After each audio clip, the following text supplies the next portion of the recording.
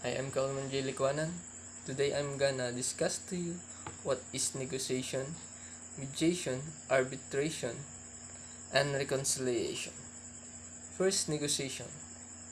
Negotiation is a process where two parties in a conflict or disagreement try to reach a resolution together.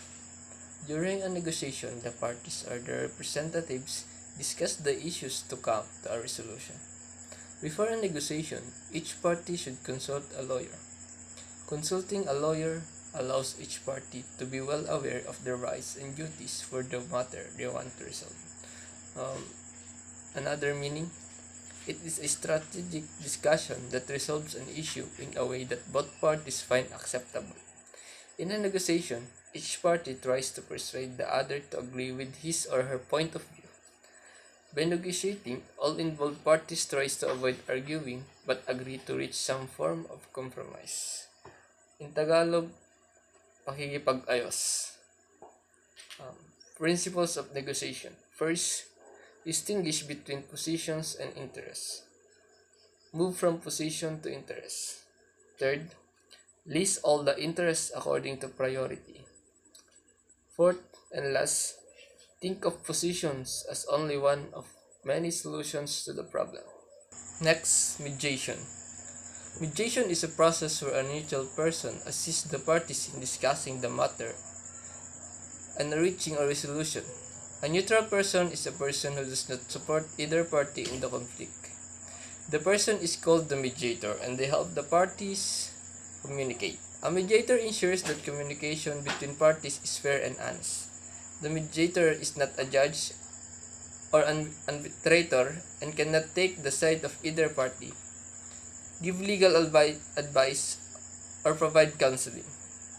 Mediators can assist by clarifying issues, identifying concerns, and helping parties understand each other's interests. The mediator can assist the parties in reaching an agreement between them but will not force the parties in a solution during mediation. Another meaning is a process whereby an independent, neutral person helps disputing parties to find a mutually acceptable solution to their dispute. Mediator does not operate like a judge and does not impose solution on the parties. In Tagalog is pagpapagitna. After the mediation, the parties can sign a memorandum of agreement or the MOA. A MOA is a cooperative agreement written between the parties to obey the agreed terms and conditions. The mediator writes the MOA, which outlines details of the solutions reached by the parties. The purpose of the MOA is to have a written understanding of the agreement between the parties. Each party should their lawyer review the MOA. Principles of mediation. First, conflict of interest. Second, competence or professional road boundaries. Third, impartiality. Fourth, voluntariness. Fifth, confidentiality. Sixth, do no harm. 7, self-determination. 8, informed consent. 9, duties to third parties. 10, honesty. Next is arbitration. Arbitration is a process where a neutral third party makes a decision. The decision makers in arbitration are called arbitrators. There can be arbitrator or multiple. The arbitrator will arrange a meeting between the parties to determine what issues need to be resolved during the arbitration. Each arbitrator wishes the parties presents their case and their supporting evidence.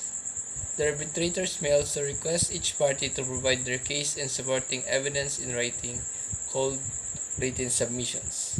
After hearing both parties' sides of the story, the arbitrator will make a decision in the same way as judge would in court. Arbitral decisions are sometimes called award. Arbitration. Arbitral awards are generally fine and compulsory. An award may be filed in court and enforced as if it were a court's judgment. It can often take a long time to receive an arbitration award. Arbitration is commonly in commercial disputes, consumer and employment matters, family disputes, or insurance claim disputes. Arbitration has many advantages over court hearing and litigation. For example, arbitration can be faster, more flexible, and less argumentative, intimidating, and expensive. Another meaning is a process in which two parties in a dispute use an independent, impartial third party to settle the dispute, often by making a decision that they both agree. For a process to be considered arbitration, it must involve an impartial third party, which can be a single person or a team of people. General principle of arbitration. The object of arbitration is to obtain a fair resolution of disputes by an impartial third party without unnecessary expense or delay. Parties should be free to agree how their disputes are resolved, subject only to such safeguards as are necessary in the public interest. Courts should not interfere. Next and last, reconciliation is a method of facilitating frank engagement between minority communities, police, and other authorities that allow them to address historical tensions, grievances, and misconceptions, and reset relationships. Respect, collaboration, and effective working relationship between the police and the communities they serve are central to both community safety and effective policing. However, in many communities where serious crime is concentrated, mutual mistrust and misunderstanding prevent police and communities from working together. In Tagalog, pagkakasundo. Principles of reconciliation. Number 1, the United Nations Declaration on the Rights of Indigenous People is the framework for reconciliation at all levels and across all sectors of Canadian society. Second, First Nation unit and Mest peoples as the original peoples of this country and as self-determining people have treaty, constitution, and human rights that must be recognized.